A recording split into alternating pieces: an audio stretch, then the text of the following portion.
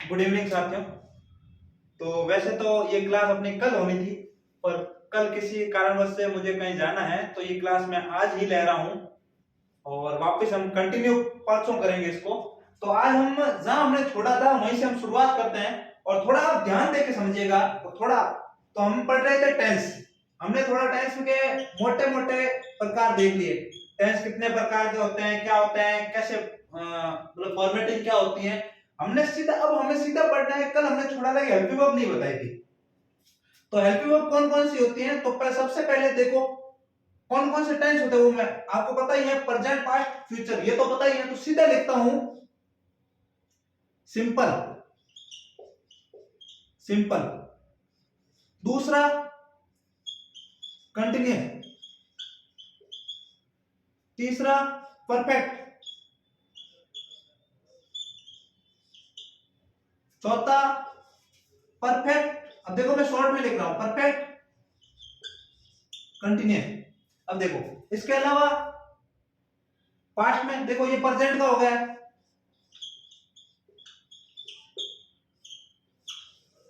Present. दूसरा past, ये देखो पास्ट है। तो तीसरा फ्यूचर, FUTURE, फ्यूचर। अब देखो इसमें क्या क्या है, वही वापिस पहले नंबर पे सिंपल, सिंपल टेंस। दूसरे नंबर पे वही कंटिन्यूअस टेंस, OUS, CONTINUOUS। ठीक है ना। स्पेलिंग यदि आपको विजिबल नहीं हो तो थोड़ा सा जो मैं बोल रहा हूं उस पर भी ध्यान रखें। तीसरा वही परफेक्ट, PERFECT, परफेक्ट। वही चौथा परफेक्ट कंटिन्यूअस। फिर वही इसमें सिंपल। दूसरा वही कंटिन्यूअस, TINUOUS, कंटिन्यूअस, CONTI। फिर तीसरा वही परफेक्ट। चौथा वही परफेक्ट कंटिन्यूअस। इसका मतलब हमने टेंस के प्रकार सारे लिख दिए हैं। तो किस किस में कौन कौन सी हेल्पिंग वर्ब आती है, किस किस में कौन कौन सी हेल्पिंग वर्ब यूज होती है, वो हम समझेंगे। तो सबसे पहले प्रेजेंट सिंपल है। तो हेल्पिंग वर्ब होती है 12 प्रकार की। 12 क्यों होगी, 12 टेंस लिखे हुए नीचे वाले। तो इसमें यूज होती है सबसे पहले डू, डज। अब आप बोलोगे सर ये डू क्या है, डज क्या है, ये दो हेल्पिंग वर्ब क्यों है। तो मैंने आपको पहले ही बताया था कि आपको मैंने कल थोड़ी देर पहले जो क्लास ली है उस क्लास में आपको समझाया था कि एक सिंगुलर होता है, एक प्लूरल होता है। तो ये हमेशा सिंगुलर के साथ यूज होगी, ये और प्लूरल के साथ यूज होगी। इसका मतलब डू और डज। इसी तरह इसमें तीन होती है हेल्पिंग वर्ब। तीन कैसे, पहली होती है इज, इज, IS, इज। फिर एम, फिर आर, AR। अब इज होता है सिंगुलर के साथ यूज, एम होता है सिर्फ आई के साथ यूज, जैसे आई एम गोइंग, जैसे आई एम गोइंग, एम हो गया। और आर होता है प्लूरल के साथ। इसी तरह इसमें होता है हैज, हैव, HAV। तो हैज वही सिंगुलर के साथ, हैव प्लूरल के साथ। इसमें ये याद है तो ये भी याद हो जाएगी, हैज बीन, हैव बीन। इसका मतलब do, does, is, am, are, has, has been, have been. ठीक है। इसी तरह इसमें होती है डिड। और एक आपका फायदा हो गया कि सर क्या फायदा हुआ, कुछ भी नहीं, ये वाला लफड़ा या कट। इसमें एक ही होती है डिड। इसका मतलब आपको डिड याद है तो ये यदि सिंगुलर हो चाहे प्लूरल हो आपको डिड ही पढ़ना है। तो ये तो आपका एक फायदा होगा, आपको ये देखने की जरूरत नहीं सिंगुलर, एक बस आपको ये देखना पड़ेगा कि ये जो सेंटेंस है वो पास्ट में है। अब कंटिन्यूअस के साथ अब देखो वाज, वर। वाज देखो ये ऐसे ऐसे लिखता हूं, वो ऐसे, और ये वर है। वाज वही सिंगुलर के साथ और वर वही प्लूरल के साथ। एक और फायदा हो, सर क्या फायदा हो, यहाँ तीन थी, आई का अलग से ध्यान रखना पड़ता है, यहाँ ध्यान नहीं रखना, यहाँ दो ही है। आई जिसके साथ आ रहा है उसके साथ आ रहा है, इसका मतलब यहाँ पे भी दो याद करनी। और यदि ये याद है तो यहाँ पे और फायदा हो रहा है आपको, क्योंकि आपको फर्स्ट फायदा ही फायदा देके जा रहा है। कैसे? यहाँ पे भी एक ही है, हेड, या हैज है या हेड है, इसका मतलब एक ही याद करनी है आपको। तो सर यहाँ हेड है तो यहाँ क्या होगी, यहाँ हेड बीन, क्योंकि यहाँ हैज था हैव था तो हेड बीन हैव बीन हो गया। तो यहाँ क्या है, हेड बीन, थोड़ी जगह कम है ऐसे लिख दिया। सर इसमें क्या है, अरे बहुत आसान है। कैसे? इसमें आएगा, इसमें तो आपको एक ही याद रखनी फिर उसके साथ ऐड होके जाएगी। कैसे? इसमें आएगा विल,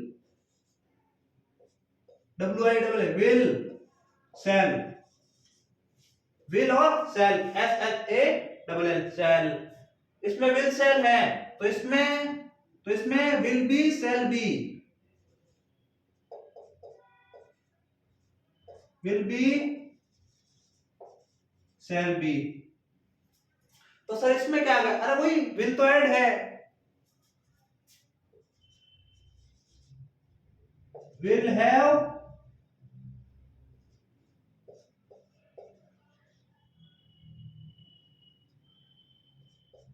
सेल हैव, इसका मतलब विल आपको याद है, विल सेल, तो इसमें बी जोड़ना है और इसमें हैव जोड़ना है। सेम की सेम चल रही है तो सर इसमें भी सेम होगा, बिल्कुल सेम होगा। कैसे? विल हैव बीन, इसका मतलब ये हैव जुड़ रहा है और ये बी जुड़ रहा है, मात्र बीन लग रहा है, इसकी बी की फॉर्म है ये। और ये क्या होगा, लिखने की जरूरत नहीं, फिर भी लिख देता हूं, सेल हैव बीन।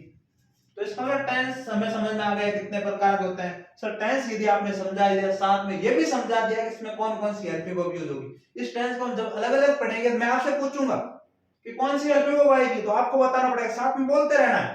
पास वाले सोचते हैं कि क्या बोल रहा है, जैसे मैं पूछूं इसमें कौन सी हेल्पिंग वर्ब आएगी, आपको ये बोलना है सर डू आएगी, इसमें डिड आएगी, इसमें वाज वर आएगी, ये सिंगुलर है, ये प्लूरल है।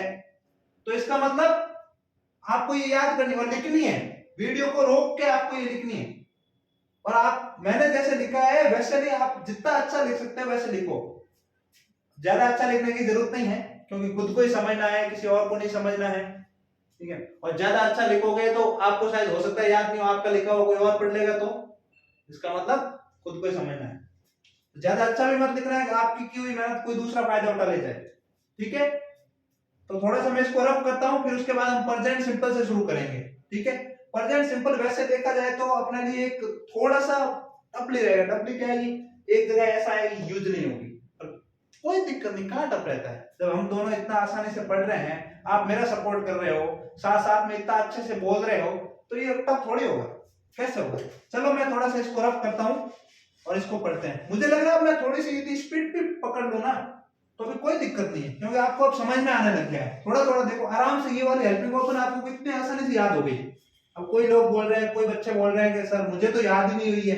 अरे एक दो बार पढ़ोगे तब, पहली बार मुझे थोड़ी याद हुई थी, तो आप दो तीन बार इसको पढ़ो, आराम से आप लिख लो, पढ़ो उसको, बार बार लिखो तो आराम से याद होगी।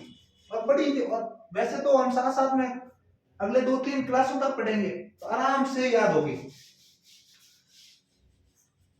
तो हम पहले शुरू करते हैं प्रेजेंट को। तो प्रेजेंट को शुरू करने के लिए हमें ये भी होगा, तीन टाइप के जो सेंटेंस होता है उसको भी पढ़ना होगा। अब यहाँ हेल्पिंग वर्ब तो हमने समझ ली है, और कौन सी वर्ब साथ में यूज होगी। अब वर्ब भी तीन प्रकार की, ये मैं शायद पहली क्लास में बताना भूल गया था, वर्ब के भी तीन प्रकार होते हैं, वैसे तो चार होते हैं पर मुख्य रूप से तीन प्रकार होते हैं। वर्ब की फर्स्ट फॉर्म होती है, ठीक है, वर्ब की फर्स्ट फॉर्म V1 लिख रहा हूं, ठीक है, V1 वर्ब की फर्स्ट फॉर्म, V2 वर्ब की सेकंड फॉर्म, क्योंकि हम सेंटेंस बनाएंगे तब ये लिखूंगा, V2 V1 वर्ब की फर्स्ट फॉर्म, वर्ब की सेकंड फॉर्म, V3 वर्ब की थर्ड फॉर्म, और एक होती है ING फॉर्म। मुख्य रूप से ये होती है। अब ING फॉर्म वर्ब की फर्स्ट फॉर्म के साथ ही लगती है, इसका मतलब इसको अलग से वैसे याद रखने की जरूरत नहीं है, फिर भी तीन तो अपन को याद रखनी और चौथी भी याद रखनी, क्योंकि यूज हमारे जितने टेंस पढ़ेंगे चारों की चारों यूज होगी। और मुख्य रूप से फर्स्ट फॉर्म हुई, और उसके अलावा ये जो ING फॉर्म है ये तो बहुत जगह होगी, और सेकंड और थर्ड भी होगी। इसका मतलब ये तीनों की तरह याद करनी है, और आईएनजी फॉर्म कैसे बनती है, आईएनजी कौन से कैसे, ये हम एक अलग से थोड़ा सा कभी 5-10 मिनट में। वैसे आईएनजी तो कुछ नहीं है, फर्स्ट फॉर्म के साथ आईएनजी लगता है। तो कभी कभार कोई वर्ड हटता है और उसके पीछे आईएनजी लगाना पड़ता है, वो कैसे अलग से हम कभी पढ़ लेंगे आराम से, 5-10 मिनट में अलग से समझा दूंगा आपको। एक बार थोड़ा ये ध्यान रखना है, फर्स्ट फॉर्म के पीछे आईएनजी लगता है। तो हम आगे बढ़े। थोड़ा सा आज डस्टर भी अपना साथ नहीं दे रहे हैं, ये डस्टर काफी टाइम से देखो रेगुलरली ऑफलाइन में पढ़ाना ही पड़ता है, तो ये डस्टर क्या है कि पढ़ा पढ़ा के इसको घिंच दिया बेचारे को। तो डस्टर भी कल नया लाना पड़ेगा आपके लिए, नई क्लास है तो नया लाना ही पड़ेगा। आज आज अपन इससे ही काम चला रहे हैं, ठीक है ना। ये भी डस्टर बेचारा सुबह से शाम चलता है, ठीक है। तो अपन थोड़ा थोड़ा मुख्य रूप से सेंटेंस को पढ़ना शुरू करते हैं। सबसे पहले लेंगे प्रेजेंट। प्रेजेंट, प्रेजेंट में भी कौन सा पढ़ेंगे, तो सीधा पढ़ेंगे सिंपल। प्रेजेंट में सिंपल पढ़ेंगे। अब देखो यदि सिंपल पढ़ना है तो देखो प्रेजेंट सिंपल में हेल्पिंग वर्ब कौन सी यूज होगी, अभी बताया था। एक है डू, डीओ, दूसरी है डज। डज इसका मतलब एक होगी डू और एक डज। ये किसके साथ होगी, ही, सी और इट। इसका मतलब ये क्या है, सिंगुलर। और ये किसके साथ होगी, आई, वी, यू, दे, ये है प्लूरल। इसका मतलब जा अपन, इसका मतलब आई यानी मैं होता है, वी यानी हम होता है, यू यानी तुम। अब एक व्यक्ति है तो अभी यू यूज होगा, पर यू को हम अब ये नहीं कह सकते, आपको पता नहीं चलेगा एक है दो, इसलिए हम इसको हम प्लूरल में ही काउंट करते हैं। दे यानी वे, जैसे वे दौड़ रहे हैं, दे आर रनिंग, इसका मतलब ये क्या हुआ, प्लूरल, ठीक है। ही, सी, ही लड़के के लिए, ही यानी वह, सी लड़की के लिए, और इट किसके लिए यूज होता है, अरे इट मैंने कल अभी पहले वाली क्लास में बताया था ना, इट होता है किसी निर्जीव के लिए यूज, इट यानी ये। चलो इसको थोड़ा आगे बढ़ते हैं वापस।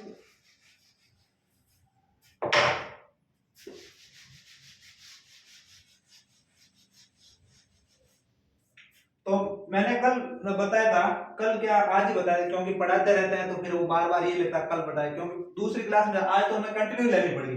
वैसे एक एक ऑफलाइन में एक दिन डेली क्लास होती है, यही बताना पड़ता है, पर आपको तो थोड़ी देर पहले ही बताया था मैंने, जस्ट पहली क्लास हुई उसमें, कि इसकी फॉर्मेटिंग क्या होती है। तो सबसे पहले आएगा सब्जेक्ट प्लस हेल्पिंग वर्ब, बोलते रहो साथ में। हो सकता है मैं भी गलत हो जाऊं, गलत का मतलब कभी कभार आपकी ओर ध्यान हो, कैमरे के सामने ध्यान हो, या गलत लिख जाऊं तो आपको बताना, सर ये नहीं इसकी जगह आपने वर्ब बताया था, ये वर्ब, बाद में ऑब्जेक्ट। मैंने कल बोला था मैं पूरा नहीं लिखूंगा, शॉर्ट फॉर्म लिखूंगा, ऑब्जेक्ट को भी शॉर्ट फॉर्म लिखता हूं। अब ये वर्ब कौन सी यूज होगी, तो वर्ब यूज होगी फर्स्ट फॉर्म। V1 का मतलब वर्ब की फर्स्ट फॉर्म। सर ये फर्स्ट फॉर्म सेकंड फॉर्म क्या होता है, थोड़ा सा यहां समझाता हूं। जैसे मैंने लिखा, ये भी इसका भी स्ट्रक्चर अलग अलग होता है, जरूर नहीं हर एक तरीके से बने। जैसे ये वाला है गो, फर्स्ट फॉर्म तो गो है, सेकंड फॉर्म वेंट है, थर्ड फॉर्म क्या होगी, गॉन है, और आईएनजी फॉर्म गोइंग है। इसका मतलब इंग्लिश में क्या है, गो, वेंट, गॉन, गोइंग। तो अब देखो ये फर्स्ट फॉर्म V1 अलग है, V2 अलग है, V3 अलग है, और आईएनजी भी अलग है। पर इसी इंग्लिश में कई ऐसे फॉर्म होते हैं जो सेकंड और थर्ड फॉर्म सेम होती हैं, कई ऐसी फॉर्म होती है जो पूरी की पूरी अलग होती हैं। तो वो अपने चिंता करने की जरूरत नहीं, इतने सेंटेंस हम बना लेंगे जो आपके परीक्षा में आएगी वो सारी की सारी हम लिख देंगे, आपको पता चल जाएगा ये तो इसका मतलब ये है, इसका मतलब ये है। और कोई ऐसी होती है जिसमें तीनों ही चेंज नहीं होती, तीनों ही सेम रहती है, एक दो ही है, कोई दिक्कत नहीं है। जैसे आपने देखा होगा, और कौन सा एग्जांपल है, सोने का ले लो, जाने का ले लो, ठीक है। तो ये देखो स्लीप, स्लीप यानी सोना, ठीक है, फर्स्ट फॉर्म, सेकंड फॉर्म और थर्ड फॉर्म, इसकी स्लिप्ड होती है। ठीक है, उसके अलावा बहुत सारी हैं। जैसे जैसे सेंटेंस बनाएंगे तो कहने का मतलब मैंने आपको मुख्य रूप से समझाया कि ऐसे चेंज होती है। कोई कोई होती है सेकंड और थर्ड फॉर्म में रहती है, तो उसको भी समझेंगे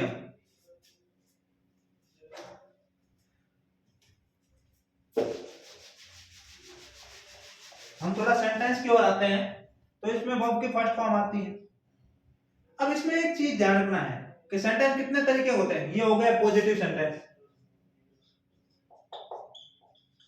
पॉजिटिव। दूसरा मैंने सेंटेंस बताया था कौन सा, negative, subject plus helping verb plus note तो लगाना पड़ेगा भाई। नोट के बिना नेगेटिव कैसे बनेगा, किसी चीज को हम नकारेंगे नहीं तो नेगेटिव नहीं बन सकता, इसका मतलब ये है नेगेटिव। उसके बाद वही वर्ब की फर्स्ट फॉर्म, उसके बाद वही ऑब्जेक्ट। ठीक है, तीसरा सेंटेंस हमने बताया इंटरोगेटिव, ये हो गया नेगेटिव, मैं शॉर्ट में लिखता हूं एनईजी, नेगेटिव। तीसरा हो गया इंटरोगेटिव, इसका मतलब क्वेश्चन मार्क लगेगा। क्वेश्चन मार्क लगेगा क्या होगा, हेल्पिंग वर्ब आगे आ जाएगी। तो ये हेल्पिंग वर्ब, अब इसमें डब्ल्यूएच वर्ड भी होते हैं कुछ, वो कौन कौन से, वो डब्ल्यूएच वर्ड भी हेल्पिंग वर्ब के साथ आते हैं। तो सबसे पहले ये हेल्पिंग वर्ब क्या होती है, आगे आ जाएगी। फिर उसके बाद ये सब्जेक्ट आएगा, फिर उसके बाद क्या आएगा, अब हेल्पिंग वर्ब आगे चली गई तो सब्जेक्ट के बाद सीधा क्या रहा, वर्ब की फर्स्ट फॉर्म, उसके बाद वही ऑब्जेक्ट। तो ये हो गया इंटरोगेटिव और उसके बाद क्वेश्चन मार्क, तो इंटरोगेटिव। तो ये सेंटेंस की फॉर्मेटिंग है। अब सर जल्दी जल्दी हमें समझा दो, ये वाला समझ में नहीं आया, जब तक आप एग्जांपल नहीं दोगे हमें समझ में नहीं आएगा। चलो समझते हैं। एक हम हिंदी में सेंटेंस लेते हैं, क्या लेते हैं, अब अपन को समझ में कैसे आएगा कि ये प्रेजेंट का है या पास्ट का है। तो हमेशा ध्यान रखना ऐसा फील होगा कि वो कार्य मतलब प्रेजेंट में चल रहा है। जैसे मैं पढ़ाता हूं, यही लेते हैं, मैं पढ़ाता हूं और वो पढ़ती है, एक सिंगुलर का हो गया या प्लूरल का हो गया, या वे पढ़ते हैं मैं पढ़ाता हूं। ठीक है, तो देखो पहला लेते हैं वो पढ़ाता है। ठीक है, दूसरा सेंटेंस लेते हैं वे पढ़ते हैं। इन दोनों को हम इसके अकॉर्डिंग बनाएंगे। देखो सबसे पहले ये बनाते हैं, वह पढ़ता है, तो वह पढ़ता है तो वह को मैंने क्या बोला, वह पढ़ाता है, सॉरी पढ़ाता है। यहाँ होता वह पढ़ाती है तो उसी यूज करते हैं, वह पढ़ाता है इसका मतलब लड़का है, लड़का है तो क्या लेंगे, ही। तो ही सबसे पहले सब्जेक्ट आ गया। अब सर ये हेल्पिंग वर्ब लगा दो, सर हेल्पिंग वर्ब लगा दो। दिक्कत ही तो वही है, ये हेल्पिंग वर्ब ही तो नहीं लगानी है यहाँ पे, क्योंकि मात्र हर किसी में लगानी है, पर ये नहीं इसमें लगेगी, इसमें लगेगी, सिर्फ एक पॉजिटिव सेंटेंस में लगेगी, नहीं लग रही है, और वो भी इसमें ओनली सिंपल में, बाकी सब में लगेगी। एक पास्ट सिंपल में नहीं लगेगी और एक इसमें नहीं लगेगी, बाकी नेगेटिव में लगेगी, इंट्रोगेटिव लगेगी। इसका मतलब ही। तो यदि हेल्पिंग वर्ब नहीं लग रही है तो क्या लिखेंगे, वर्ब की फर्स्ट फॉर्म, और पढ़ाने को क्या बोलते हैं, टीच, TACH, टीच। अब सर ये टीच, वो टीच ऐसे नहीं हो सकता, तो सर वो टीच होगा नहीं। मैंने बोला था हेल्पिंग वर्ब एक होती है डू, दूसरी होती है डज। अब डज ये होती है सिंगुलर के लिए यूज, ये होती है प्लूरल के लिए यूज। अब ये वर्ड कौन सा है, सिंगुलर है कि नहीं है, सिंगुलर है तो ये डू नहीं लगती है, डू नहीं लगेगी, मतलब ये डीओ नहीं लगेगा। पीछे क्या है, ईएस मतलब ये प्लूरल बना रहा है इसको, मतलब तो इसका मतलब पीछे एस या ईएस लगेगा। कब लगेगा, जब ये सब्जेक्ट सिंगुलर हो, और जब ये सब्जेक्ट सिंगुलर है तो यहाँ क्या लगेगा, ही टीचेस। ठीक है, अब इसको ऑब्जेक्ट लगाना है तो ये भी हम बना सकते हैं, वो इंग्लिश पढ़ाता है तो ही टीचेस इंग्लिश, वो इंग्लिश पढ़ाता है ऐसे लिखो, वो अंग्रेजी पढ़ाता है, ही टीचेस ENGLISS, वो इंग्लिश पढ़ाता है, ही टीचेस इंग्लिश। ठीक है, व्हाट और whom का आंसर दे वो ऑब्जेक्ट होगा, ऑब्जेक्ट को अलग से पढ़ लेंगे, पर थोड़ा पढ़ना है व्हाट और whom को। ठीक है, तो ही टीचेज। अभी ईएस क्यों लगा, समझ में आ गया? क्योंकि सिंगुलर है इसलिए इसको ईएस लगाना, एस या ईएस लगाना होता है। ठीक है, एस कहां लगेगा, ईएस कहां लगेगा, सेंटेंस के साथ बता दूंगा। तो ही टीचेज इंग्लिश। अब देखो टीचर पढ़ाना होता है, जैसे कहते हैं टीचर, टीचर मतलब पढ़ाने वाला। तो ही टीचेज इंग्लिश, टीचर पढ़ाने वाला, टीचेज इंग्लिश। उसके अलावा वे पढ़ते हैं, पढ़ते हैं मतलब, पढ़ते हैं का मतलब क्या हुआ, इसका मतलब वे को सब्जेक्ट क्या है इसमें, इसको साथ में सब्जेक्ट क्या है, सब्जेक्ट क्या है, दे। मैंने अभी तो बोला, क्या भूल जाते हो इतना जल्दी। दे यानी वे पढ़ते हैं। पढ़ने को इंग्लिश में क्या बोलते हैं, रीड। किसी चीज को हम नहीं कहते रीड कर लिया, जैसे व्हाट्सएप आजकल बहुत चलाते हो, व्हाट्सएप में सीधा लिखा हुआ आता है, जैसे कोई मैसेज पढ़ता है रीड कर लिया, रीड, इसका मतलब उसने पढ़ लिया। तो दे रीड। अब मैंने बोला कि पॉजिटिव सेंटेंस जब बनाते हैं तो उसमें क्या नहीं आता है, हेल्पिंग वर्ब नहीं आती है। अब हेल्पिंग वर्ब नहीं आती है तो सर यहाँ लिख दो रीड सीधी वर्ब। वर्ब का मतलब कार्य है। अरे आपको तो बताना ही नहीं है, मुझे क्या बतागा आप, वैसे बताने की क्या जरूरत है, आपको सब समझ में आ गया है। सर यार टीचर क्या लिखा, ये वर्ब कैसे हो गई, V1 क्यों लिखा आपने? इसका मतलब मैंने बोला ना वर्ब का अर्थ होता है क्रिया। क्रिया मतलब कार्य क्या हो रहा है, पढ़ाने का हो रहा है नहीं हो रहा है, या कार्य क्या हो रहा है, पढ़ने का हो रहा है, इसका मतलब ये वर्ब है। ठीक है ना, तो रीड ये पढ़ने का कार्य, दे रीड। अब सर इसके पीछे एस लगा दो, सर इसके पीछे और लगा दो, क्या लगा दो, एस लगा दो। नहीं लगाना है, क्यों नहीं लगाना है सर, क्यों नहीं लगाना है, यहाँ तो लगाया आपने, ये क्या मतलब, कैसे इंग्लिश पढ़ा रहे हो, ऐसा थोड़ी होता है सर, अपनी मर्जी से पढ़ा, नहीं मर्जी से नहीं। मैंने अभी बोला है जहां सिंगुलर हो, जो वर्ड सिंगुलर हो वह एस या एस लगेगा। इसका मतलब ही क्या था, सिंगुलर, दे क्या है, प्लूरल, यहाँ कुछ भी नहीं लगेगा, सीधी वर्ब की फर्स्ट फॉर्म आएगी। और यदि यहाँ मैं लिख दूं वे हिंदी पढ़ते हैं तो दे रीड हिंदी, ये ऑब्जेक्ट हो गया। वरना बिना, मैंने बोला ना बिना ऑब्जेक्ट भी हम बना सकते हैं। मैंने कहा सब्जेक्ट और एक वर्ब की ही जरूरत हुई, दे रीड वे पढ़ते हैं। अब क्या पढ़ते हैं, दे रीड हिंदी, इसका मतलब वे हिंदी पढ़ते हैं। तो इसको वे हिंदी पढ़ते हैं, मैं इसको भी हिंदी लिख देता हूं यहाँ, वे हिंदी पढ़ते हैं। तो ये हो गया। अब इसको हम नेगेटिव बनाना, कैसे बनाएंगे, मैंने क्या बोला, ये सब्जेक्ट हेल्पिंग वर्ब नॉट। अब सर यार कैसे, अभी बताते हैं। ये वाला स्ट्रक्चर वापस लिखेंगे क्योंकि जगह नहीं है, तीसरा वापस लिख देंगे।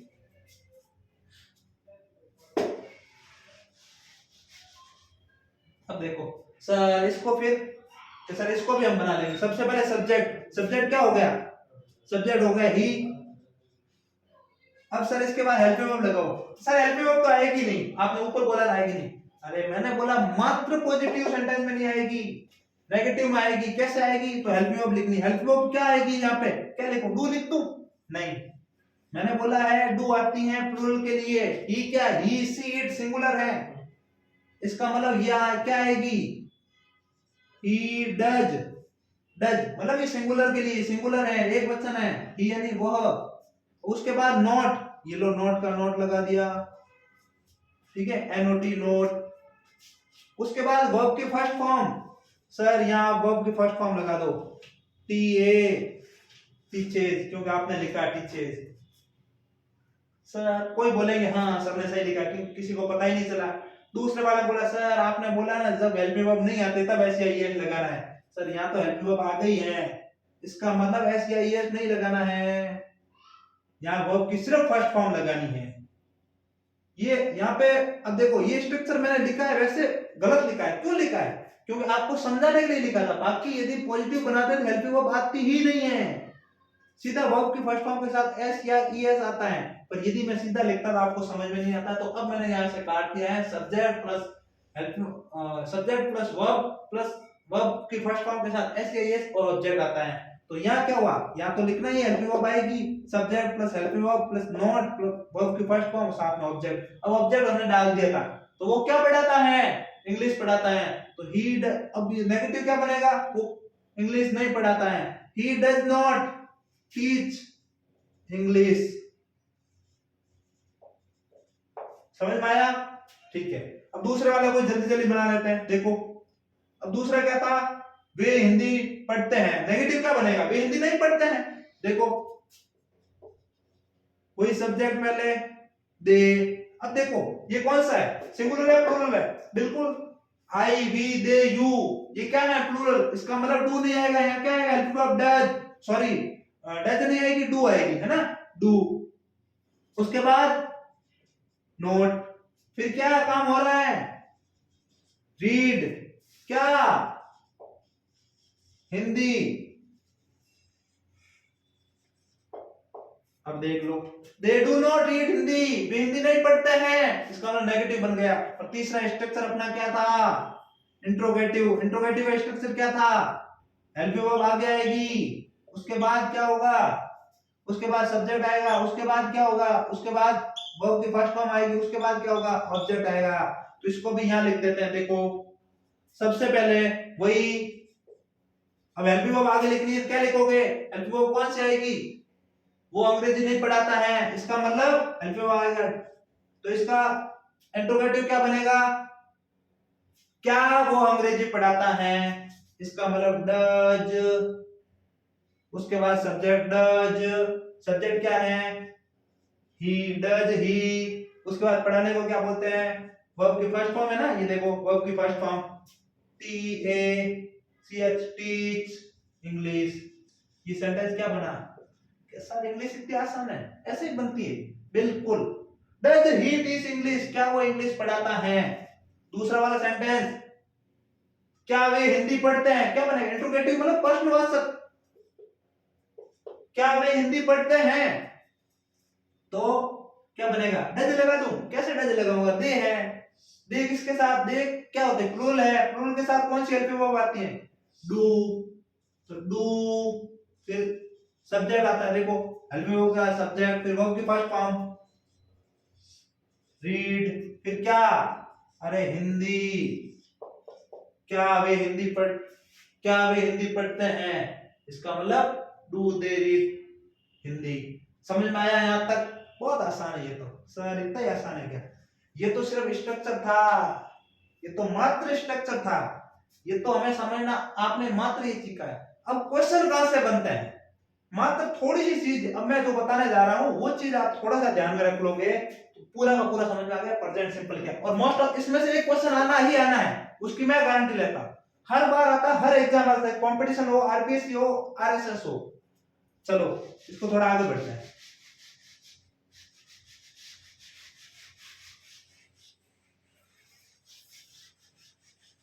प्रेजेंट सिंपल का मतलब होता है कि जो भी चल रहा है, और इसमें एक और बताता हूं मैं आपको, याद रखने का बहुत अच्छा जरिया है। हिंदी में सेंटेंस जाता है, ती है, ते है, पीछे लगता है, वो सारे के सारे प्रेजेंट सिंपल है।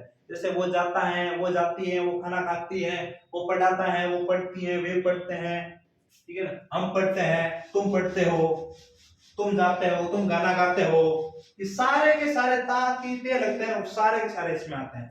चलो अब इसमें कुछ एडवर्ब होती हैं। एडवर्ब का मतलब होता है वो वर्ब आपको दिख जाए ना तो आपको सीधा समझ लेना यही सेंटेंस है, यही सेंटेंस का मतलब। अब इंट्रोगेटिव नेगेटिव तो मैंने आपको मात्र है ना परिचय के लिए बताया, बाकी इंट्रोगेटिव नेगेटिव का क्वेश्चन नहीं आता है। हाँ इसका आता है अपन को जरूर, इंट्रोगेटिव का जरूर आता है, नेगेटिव का क्वेश्चन बहुत कम देखने को मिलता है। इंट्रोगेटिव का तो और भी आ जाता है, सबसे ज्यादा आएगा पॉजिटिव सेंटेंस का क्वेश्चन और दूसरा आएगा इंट्रोगेटिव का।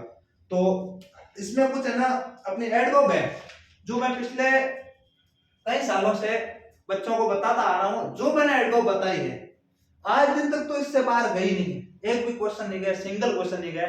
और मुझे पूरा विश्वास है जो जो मैंने एडवर्ब मतलब फिक्स, वैसे एडवर्ब बहुत है पर मैंने फिक्स लिख रखी है, उससे बाहर कुछ भी नहीं जाएगा कोई भी एडवर्ब, और उसमें से क्वेश्चन आपको देखने को मिलेगा तो वो मैं एडवर्ब आपको लिखवा देता हूँ और उसका उदाहरण भी दूंगा साथ में, है ना।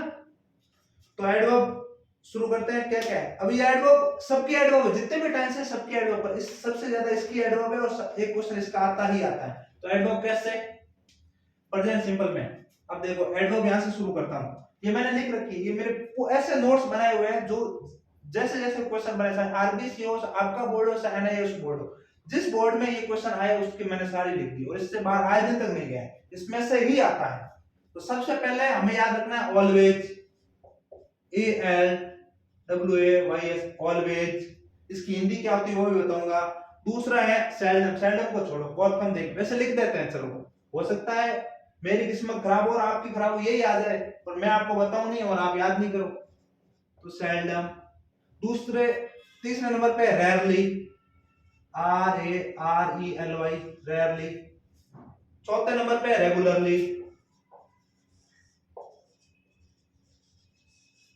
रेगुलरली। पांचवें नंबर पे यूजुअली, यूजुअली वैसे कम आता है, छोड़ो इसको, आपको नहीं याद करना है। उसके बाद वंस, ONCE, वंस। उसके बाद ट्वाइस, ट्वाइस भी, ट्वाइस देख लेते, एक क्वेश्चन एक बार ट्वाइस का आया था, ट्वाइस, TWINCE, ट्वाइस। उसके बाद है एवरी, एवरी, एवरी, एवरी के साथ every day, every time, every day. उसके अलावा आपके हैं दिल्ली, ये क्वेश्चन बहुत बार आया, दिल्ली का ध्यान रखना, दिल्ली। उसके बाद है एवरी के साथ एवरी टाइम भी हो गया। उसके अलावा है ईच, ईच। उसके अलावा है ईच डे, इसमें आ ही जाएगा इसके साथ। Never, NEVER, never. उसके अलावा आपके हैं ऑफन, ऑफन को छोड़ो, वैसे एक बार क्वेश्चन आया हुआ लिख देते हैं, ऑफन, OFTEN, ऑफन है ना। और फिर है जनरली भी छोड़ो, जनरली भी क्वेश्चन ठीक है। इन द मॉर्निंग, ये वाला क्वेश्चन बहुत आएगा, आपको वही बता रहा हूं जो आपके क्वेश्चन आने के चांस है, in the morning, in the morning. ठीक है, वैसे मोस्ट ऑफ द जो थी, बाकी तो बहुत सारी लिखी हुई, पर जो थी आपके आ सकती है वो वाली लिख दी है। तो इसका हिंदी अर्थ क्या है समझ लेते हैं। ऑलवेज है हमेशा, हमेशा।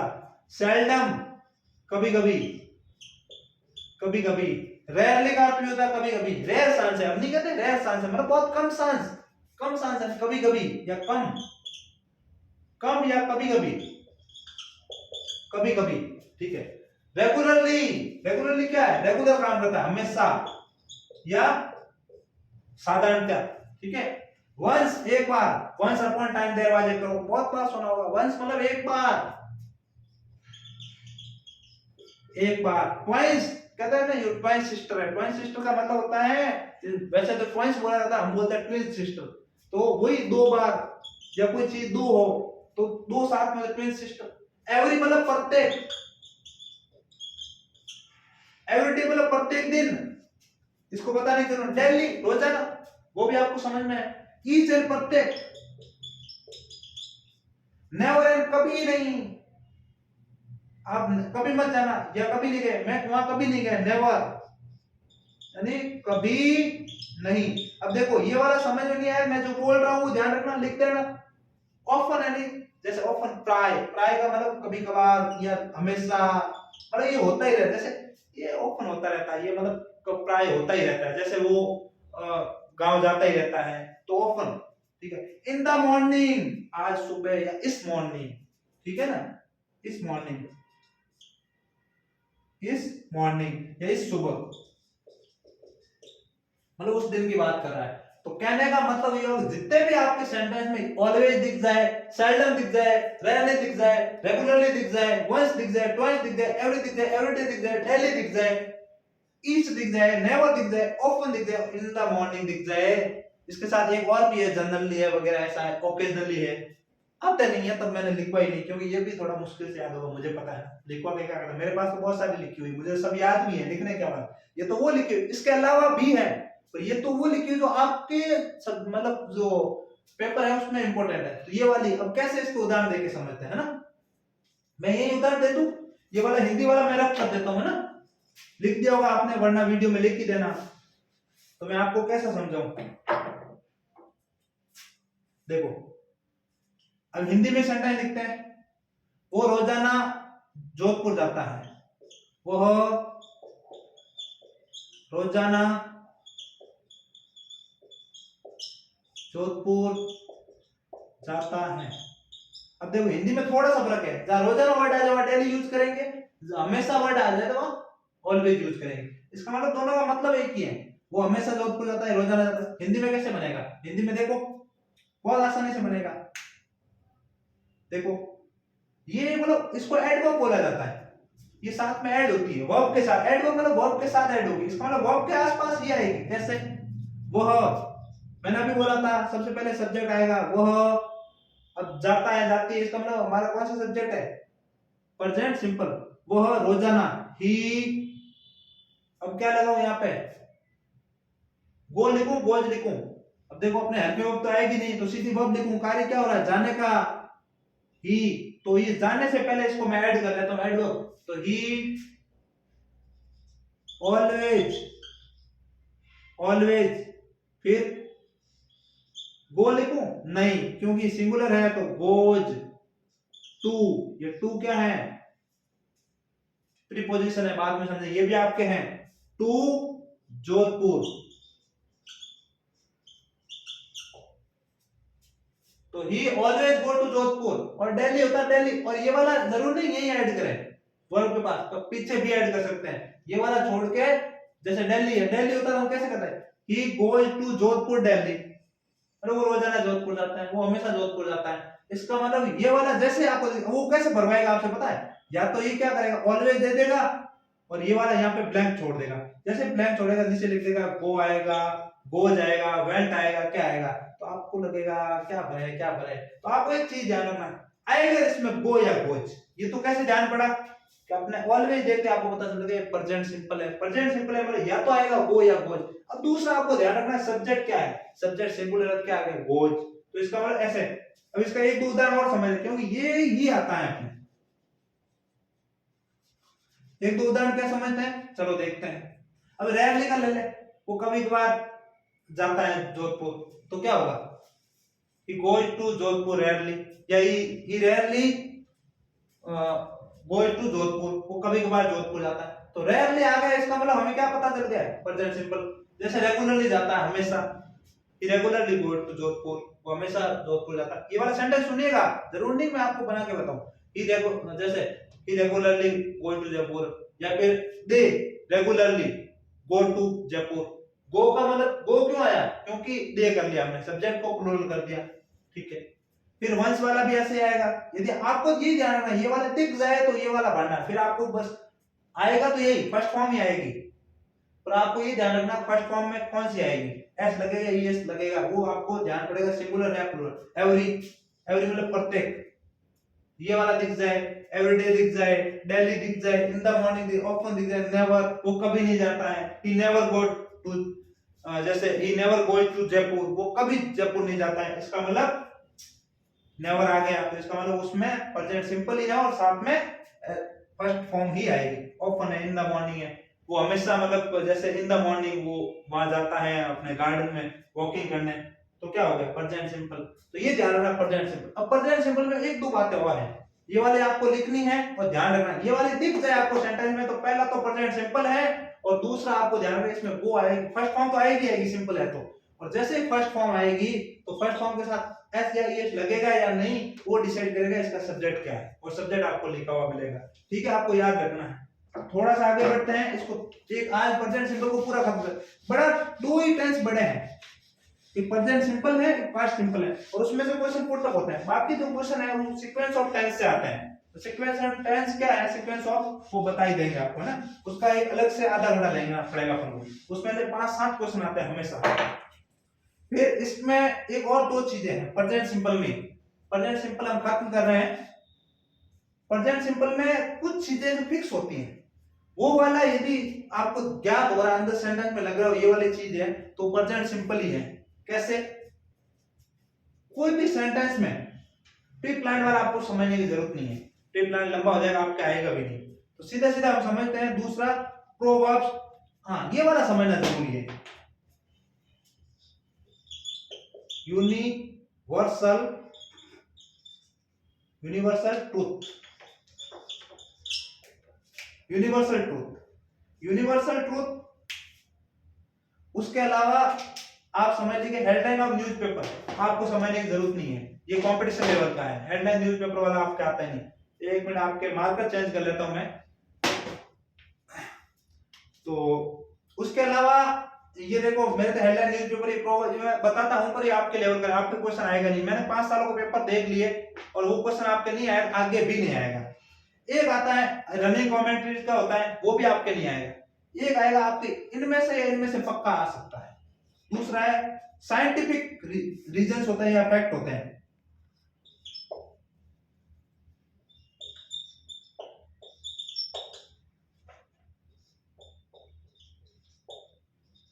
अब देखो ये है साइंटिफिक फैक्ट। साइंटिफिक का मतलब क्या होता है, जो विज्ञान से जुड़ा हुआ तथ्य हो, जो फैक्ट है, फिक्स है। कैसे, अभी उदाहरण देके समझो। यूनिवर्सल ट्रूथ क्या होता है, वो इसमें आएगा। इसमें से क्वेश्चन पक्का आता है, इसमें से आता है। यदि एड बुक में से नहीं आया तो इसमें से और इसमें से पक्का आएगा, या फिर एड बुक हो सकता है कभी बार दोनों में से आ जाए, बहुत बार आया है। कैसे, यूनिवर्सल का होता है सार्वभौमिक सत्य, वैलिड था सार्वभौमिक सत्य, जिसको कोई चेंज नहीं कर सकता। कैसा, ये क्या बात है, कैसी बताओ तो सही। सार्वभौमिक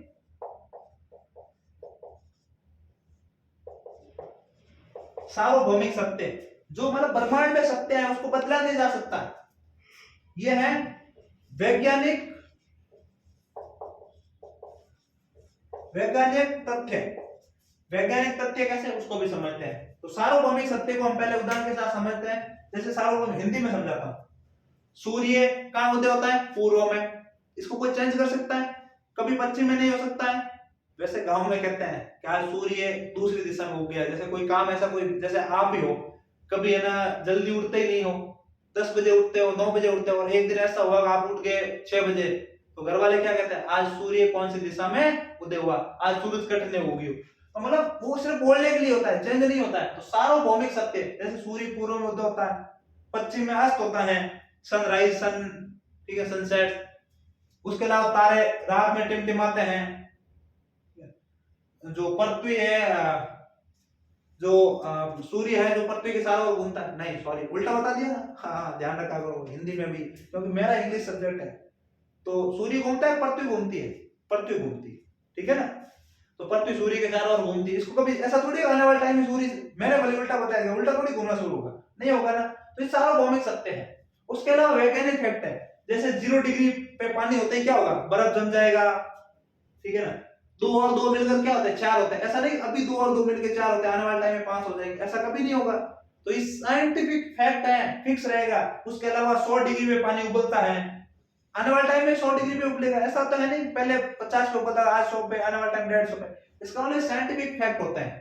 तो ये वाला है, तो ये वाला आपके आएगा नहीं आएगा, ये वाला तो पक्का आएगा। और दोनों में से आ सकते हैं, बाकी तो बहुत सारे मैंने नहीं लिखवाया।